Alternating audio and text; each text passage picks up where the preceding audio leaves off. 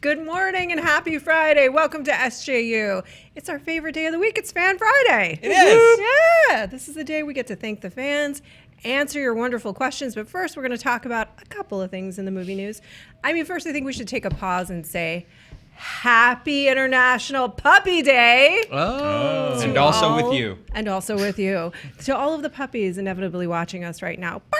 I thought this was Happy International Cup on the Table Day. Good grief.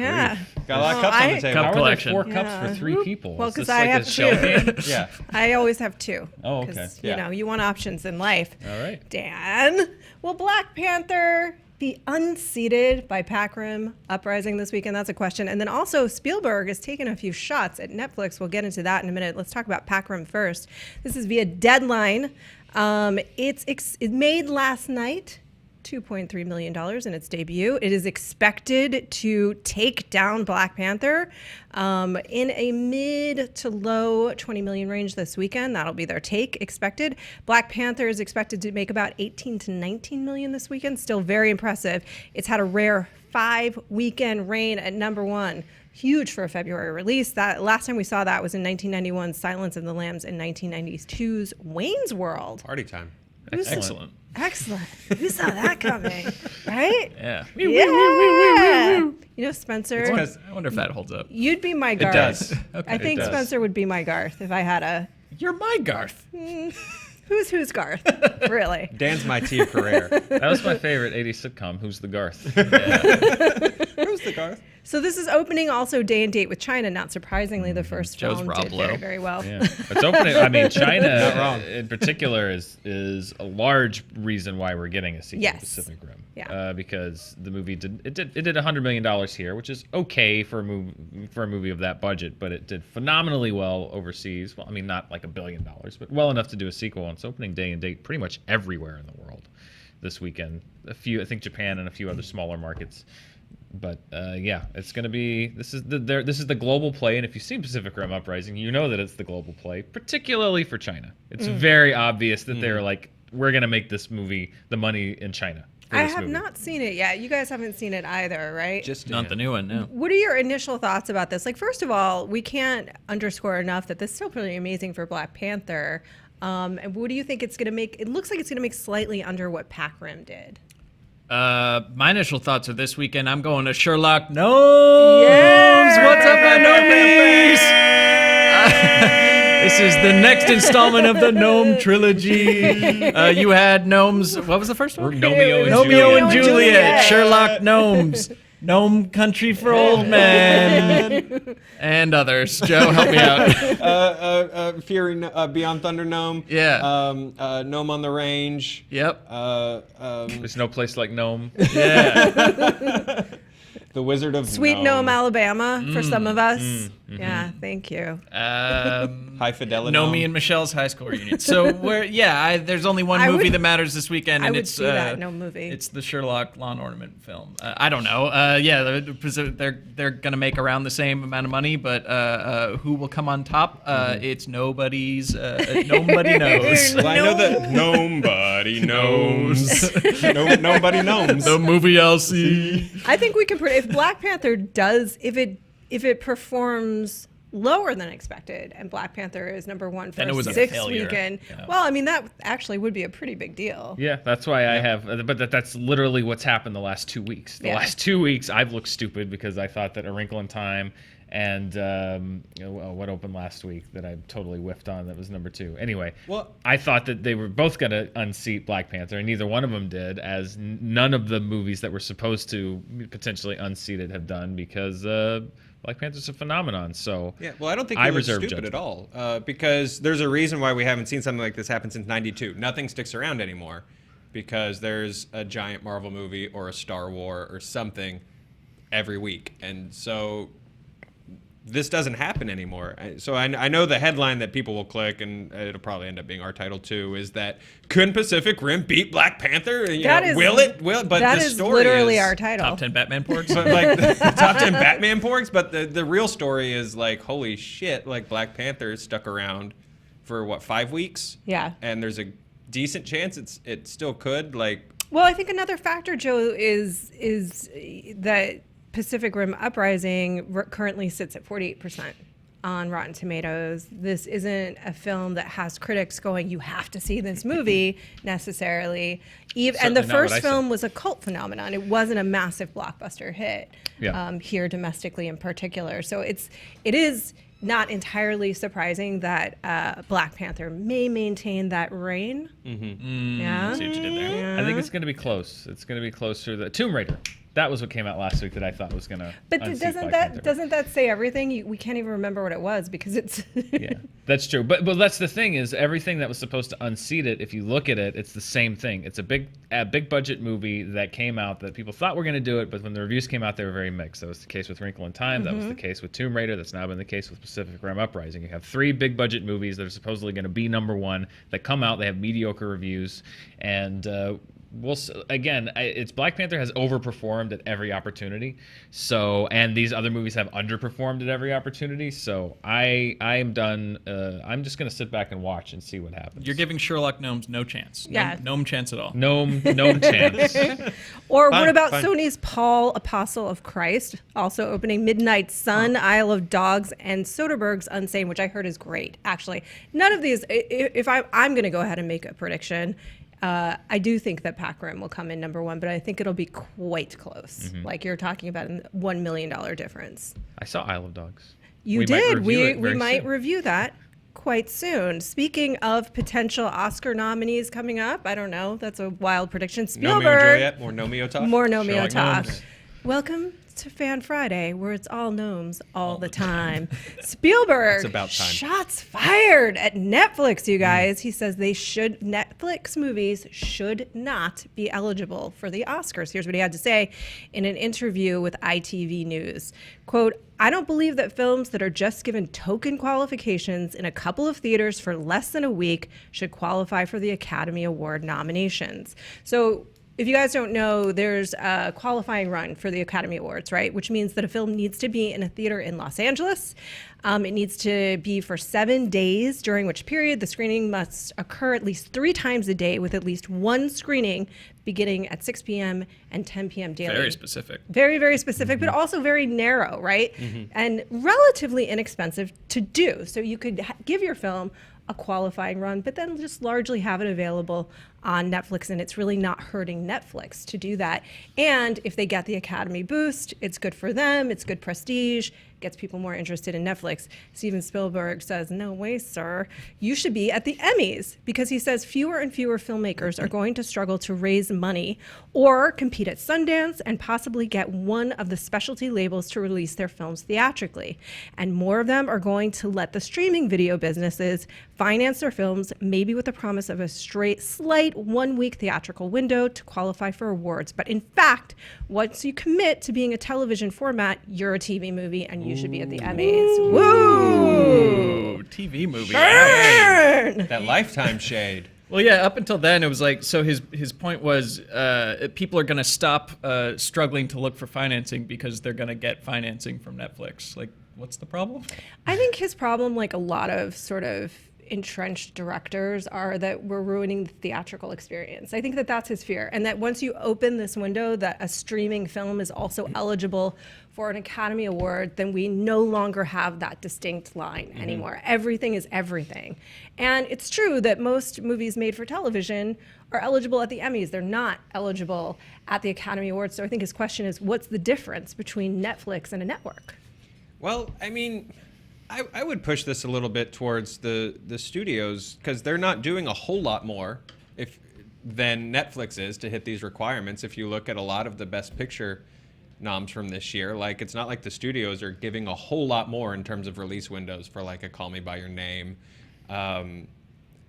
So I don't. It's almost kind of apples and oranges to me. Like a studio did the bare minimum to get Oscar requirements met for their movie, And I don't see what the difference is between that and, what we see as prestige limited release windows and stuff like that. That's particularly rich given that The Post opened in 9 theaters on December 22nd to qualify for the Oscars. Number one. Yeah. So Dan Burn! It's not quite what he was talking about, but at Steven the same Spielberg. time, it's like these upstarts aren't the only ones that are exploiting the Academy rules to make sure they qualify for awards. The Post did, as so many movies do, as Thread did. The short documentary format. It's Yeah, always like you're always just trying to get it in at a bare minimum just so you qualify. It's That's a thing. whatever the minimum is, people will just do the minimum Yeah. in life, as in the Oscars. I mean, certainly I think that's our motto. Our credo, the bare minimum. I am a proponent of the fact that quality will out. I do very much support the theatrical experience, and I think that movies should be given the opportunity to play as widely as possible. However, the team behind Mudbound, for example, did not set out to make a movie, and I'm not saying it's a negative thing, but they did not set out to make a movie that was going to be on Netflix. They made a movie. Yeah. Netflix bought it. It qualified for the Oscars. It then went on Netflix. And you had Rachel Morrison, who was nominated for Best Cinematography. You had Mary J. Blige, who was nominated for Best Supporting Actress. I think that kind of takes away, it delegitimizes what legitimately good movies that are bought by streaming services, you're saying that, you don't matter or you don't count. Now, if a movie is produced by Netflix solely to be seen on Netflix, then I think maybe you look at some qualification rules for that, but I don't think you can just you can't throw everything into one basket and say like anything on Netflix or streaming service is completely illegitimate, because you do have great festival movies that Amazon and Netflix are buying to put on their services. I don't think this should not be unfairly lumped in with everything else. It's weirdly dismissive. Like, where does Steven Spielberg think that they're buying these films from? They're all going to the same festivals and the same circuits. I don't know, did they go to a weird, did they meet at a dumpster behind a Dollar General and they're like, here's our Netflix movie? I don't know. It's just weird. That's how Manchester I get what by he's the Sea saying. did it. I think he's saying that he's worried that people are going to try to circumvent the system by getting Netflix The or Amazon. system is dying. But the system is the sense of just you're going to get a shortcut by not getting the financing and going through the festival circuit, and you're going to just kind of try to get financing from a thing and just throw it up on a screen. But it just seems to me that movies that would do that probably, by and large, are not going to be the ones that are competing for Academy Awards. It seems like there's still people out there that are looking for quality, and I think the movies that are going to be Oscar and award contenders are going to be ones that will get into festivals that people your feel Mutes, confident enough your still Brights, your Cloverfield Paradox. for Christmas example. Prince is not going to be, trying to get an Academy Award, even though, I'd argue that there were some categories it could have nailed. But I think it's weird watching some of the the vets and the Vanguard guys pointing fingers at streaming all the time, because I feel like if the Hollywood system and the theatrical experience as is was fine, these companies wouldn't be successful. They saw an opportunity to I hate using Silicon Valley words. They saw an opportunity to scale disrupt. Oh god. Was there space in the ecosystem to disrupt and synergize with their already existing platforms? Roth, I'm going to circle back to you on that. Let's put a pin in that, take it up the chain. Okay. Yeah, the thing is when you really get into the third round of angel in on investment, what we're really going to do is change the world. I think it's a very complicated thing, because you don't want. Streaming services. I don't want movies like Annihilation that get made for the big screen and then bought on Netflix, where I really think they don't deserve to be seen at home. This is such a muddy water, because there is value to the theatrical experience. However, I also don't think that, I feel like there's so many people that like Joe's saying, the old guard, that are kind of devalue all movies that are not theatrical. And I think that you have to figure out, you have to kind of pick your battles, pick and choose which ones of these you're going to go after, because I think to completely delegitimize the theatrical experience is wrong. And to completely delegitimize anything on Netflix or streaming service is wrong. There has to be some nuance in this debate, and I think people are just very quick to dismiss both of them as that format's dead, that format sucks. It's no, there is something in the middle. There's an interesting feeling of, because doesn't have anything to do with him at all. Certainly Steven Spielberg doesn't have to work with Netflix if he doesn't want to. So what's interesting about it to me is that it's an odd sort of fear. It's just like a fear of being unseated or the new or something like that would motivate that, because at the end of the day... Are you saying he wants to build a wall around Netflix, Roth? I'm saying that at the end of the day, he's not really granting young filmmakers who don't have the power of being an established Steven Spielberg the opportunity to make the films that they want to make. I will say that Netflix and Amazon both were huge at Sundance and the festivals and picking up films. They picked up Amazon picked up Manchester by the Sea, but more and more Netflix is moving into completely sort of creating their own content. It's possible that things like this could happen, but if you end up with a great film, what does it matter? You know what I mean? If someone's given the opportunity to make a movie and it's a great movie, does it really matter? And these award shows are going to continue to evolve, too. Yeah, and they should. We're not on television, but the Emmys have evolved to start including digital content. Name drop. Yeah. For example, us. Yeah. Twice. We've lost twice. Yeah. You Humblest of brags. I lost Miami. I lost Miami. But the evolution's there. 2 years ago, 3 years ago, why would the Emmys include digital content? That's not on TV. Why, if Steven Spielberg had his way, we'd just strictly be at the Webbies. Whereas if I had my way, we would give all the best Twitch streamers the Oscar. I agree. I absolutely agree. Yeah, just my and favorite the Oscar Fortnite goes to streamer. Drake. Drake and Ninja. I think when you see guys like Nolan and Spielberg saying stuff about Netflix, I think part of it is rooted out of this idea, because these are spectacle guys. I think part of this is rooted out of this idea that, the craft of making something for the big screen is going to be completely devalued. No And I one understand wants. that. Nobody wants that. I certainly don't want that, and I think Sure. they see it going this way. And so when these stories pop up, particularly the guys that make movies and the girls that make movies for huge big screen audiences, I think it's rooted from a thing of just like, I don't want that to go away, and I don't want, kind of the magic of it to be lost. So I understand, but at the same time, I don't think you can just lump everything in together and say like anything on this format is illegitimate. I think you have to allow for nuance and also just allow for the evolving marketplace. Yeah. It's also still leave ironic room that for movies his complaint is rooted in the context of the Academy Awards, where 99% of the movies voted on are watched on DVD on screeners. I mean, or sent to them in the mail. probably and it's soon to be. I think they're going to be sending digital screeners. Yeah. People will watch them on their phone. And my favorite joke that my friend made on Twitter about Nolan was that she just wanted one opportunity to shoot Nolan in 70 millimeter watching Dunkirk on his phone. See the tear so clearly. The tear, the one single broken Nolan tear. Even ironicalier than that is that Netflix sends all their screeners on DVD.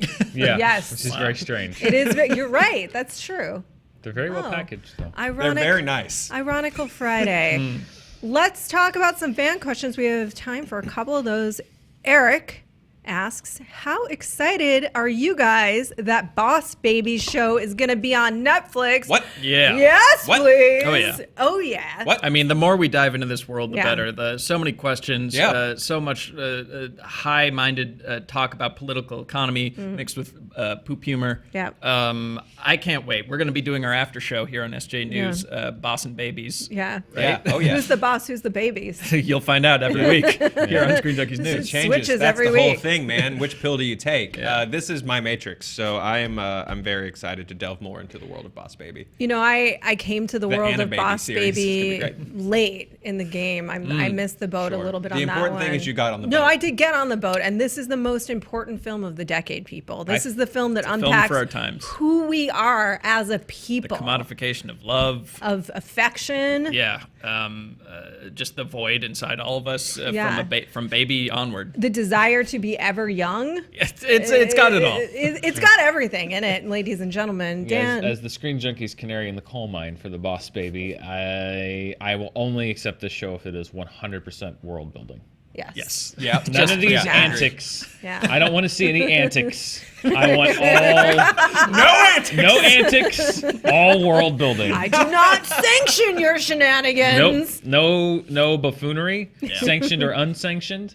No antics, just world Pure. building. Yep. Yeah. Yeah. I want 13 episodes worth of the scene at the end of Matrix Reloaded where he's talking to the architect because Yeah. I need answers to these questions. Just with the baby. Yeah. And then like a very old man that still looks Yeah, like a he's baby. in one of those like stand-in plays where you just smash all the toys and he's just going like vis-a-vis. Yeah, Yeah. but it's like also a Benjamin Buttons thing where like the old man is actually the baby and then he's just the old boss. Whoa.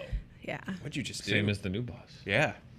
TJ wants to know, since the Deadpool trailer came out yesterday, what other genre besides comic book movies need a good self-referential fourth wall breaking movie? Sorry, TJ Miller. You're on your own. You gotta figure it out yourself, man. Yeah. Don't get pigeonholed. That's a good question. I feel like I was gonna say rom-com, but then they did that we came together movie, Yeah. which I was great. going to say rom-com because the genre is so dead right now, and I feel like that's the only thing that could revive it. I don't. We Came you see Together that is movie? great if you I haven't didn't. seen it. It's really Yeah. funny.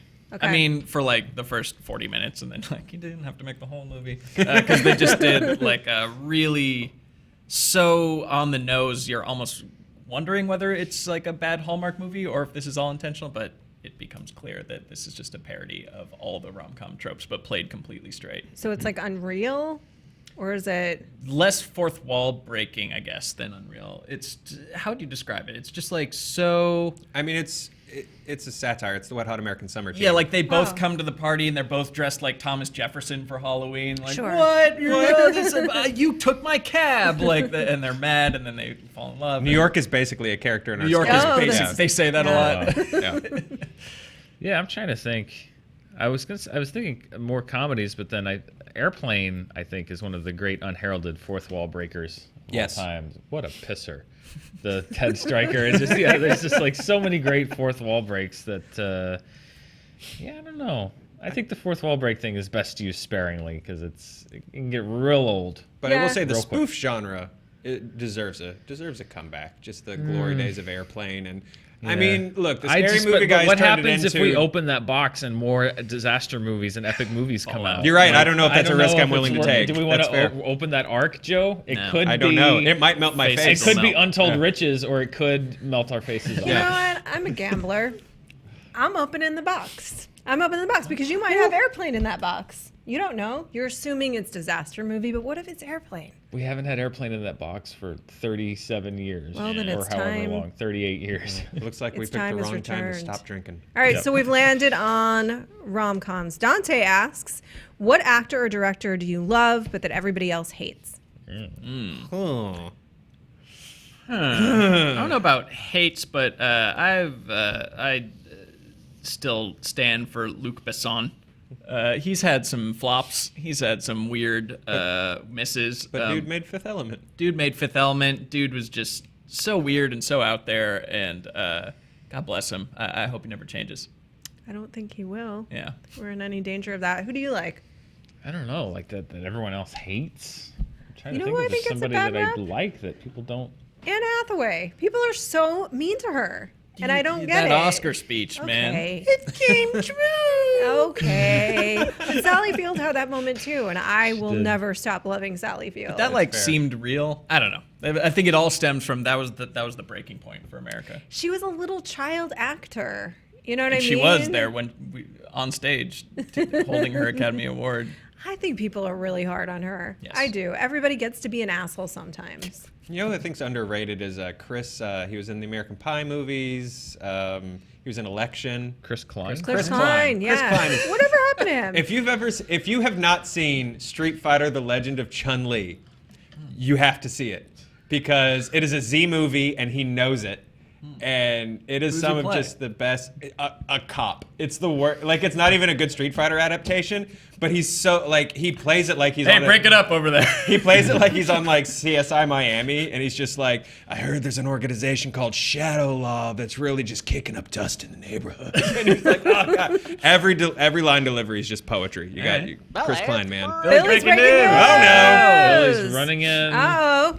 Here you go, bud. You do not need to see Yeah. The Legend of Chun-Li. Okay. Really starting to the best abuse. use of Billy's breaking news we've ever Yeah. I don't Yeah. think we're Thanks, ever guy gonna that get a hates better ET. use. Yeah. All right, we're going to end on one final question. Larry asks, and then we'll come back to some others next week. But Larry asks, how you doing today? What are you looking for, love or long-term relationships? So the reason that I want us to do this one is, thank you, Larry. That's a great question. But I also want to interpret that without punctuation is the question, how you doing today? What are you looking for? Love or a long-term relationship? Assuming that they're two separate things. Or how you doing today? What are you looking for? Love or long-term relationship? Meaning that they're the same thing. Interpret the grammar. Spencer. Oh, see, I was just interpreting this probably closer to the first one because this seems like an automated, like, hello, It does, Gilbert, enlarge your member, like, looking for love, Nadia says, like, click now. And I don't think that Larry, sorry if you're a human, but this seems like something you shouldn't click on. Don't click. We did click it. Get ready for a lot more emails. Billy and I did. See, I think what are you looking for is its own question, just in general, and then love or long-term relationship is his third question. I think he snuck 3 questions. How you doing Into today? the one. What are you How you looking doing for? today? What are you Love looking for for? long-term relationship. Okay. This is spam, 100%. Well, I'm going to answer the questions. I'm doing very well. It's a lovely Friday and it's been great. It's International Puppy Day. What's not to like? Sure. What am I looking for? I mean, I think ultimately, like all of us, we just want to reach the top of Maslow's hierarchy of needs and just feel like Self-actualized. self-actualized. I Yeah. think that's what I'm looking for. Love or long-term relationship. Jeez, man. Why Don't is be it so either or? nihilistic. I hope they go together. Yeah. Yeah, they're So- not mutually exclusive. Both, please. And you have both, and I have both, and you have both, and you have both, and you have both too, because we love you. So, And things because we have a Boss Baby series. the Boss Baby series Universe is the loves greatest us. thing. That shows us that God loves us. God has a It's real. long-term relationship Yeah, with us. With us, the ScreenJunkies. Which I'll talk to you guys more about after we cut. Excellent. Serious questions this weekend. Look out for that. It's going to be amazing. This one is so fun. Serious questions about The Last Jedi. A team of brilliant people put their minds together and came up with the key questions we really need answered about that film. We will be at WonderCon this weekend. Tomorrow. Tomorrow night. 6 Tomorrow p.m. night, 6 Pacific p.m. Standard Time. North 200A, which we're told is the biggest room they've ever booked us in. Biggest so it's going to be room. really embarrassing if no one shows up. So please, If you're in the Please area, clap. please Please come. clap. And you have 2,000 friends. Do not congratulate. There's really great stuff. Sneak peek at The Last Jedi Honest Trailer. Yeah. A never before seen Honest Trailer. We're going to have movie fight. There's some great movie fights questions. If you film it, Joe's going to come into the crowd and break your phone. Yeah. Yeah, with It's- my karate. Yeah. With all of the karate that he's doing today. We are going to have an indie movie roundup going up on news this weekend. yes, we are. And you can see John Cena being very funny and interpreting emojis on the main channel, as well as, in light of the day that it is, Which is also ironic. puppies. Always with the puppies. Yeah, there were so many. I didn't know that that was a thing, and Yeah. there were so many comments about like, why is there that empty chair? Why am I able? Why and am I able to kept see that looking at the man? frame, like, what's going on? What did we miss? Wrestle Blown Boys. it. Oh, Wrestle Boys. That's our official fandom name now. The Wrestle Boys. We're Wrestle Boys. Oil up. It's time for wrestling. Wrestling. On that note, we're going to get these guys oiled up and ready for the weekend. Thank you so much for joining us today. We will see you on Monday. You guys are the best. You're the best. Go Knowles. No me. So, guys.